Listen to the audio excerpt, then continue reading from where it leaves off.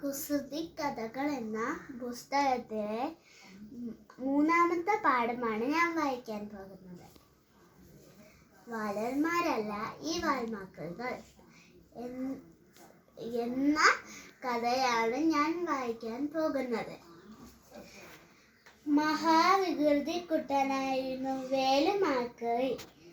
എല്ലാവരും മിണ്ടാതെ കിടക്കുമ്പോൾ അവൻ മാത്രം ആ പൊട്ടക്കുളത്തിൽ കിടന്ന് വാലും കാലുകളും ഇട്ടടിച്ച് വെള്ളം കലക്കിക്കൊണ്ടിരുന്നു. അപ്പോഴൊന്നും ആരും അവനെ വഴക്കു പറഞ്ഞതുപോലുമില്ല.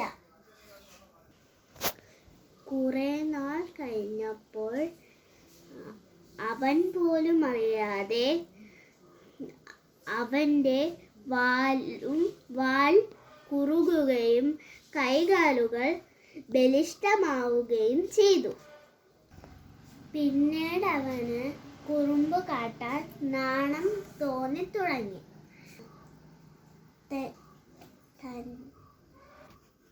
താൻ എങ്ങനെയാണ് ഇങ്ങനെ ആയതെന്ന് തവളക്കുട്ടൻ അത്ഭുതപ്പെട്ടു. അപ്പോൾ ആ രഹസ്യം അവൻ്റെ അമ്മയാണ് അവനോട് പറഞ്ഞത്.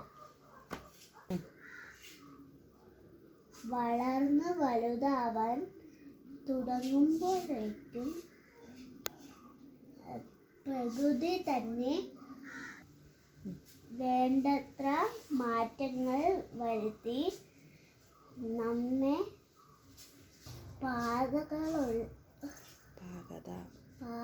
പാകതയുള്ളവരാക്കി മാറ്റിക്കൊള്ളും.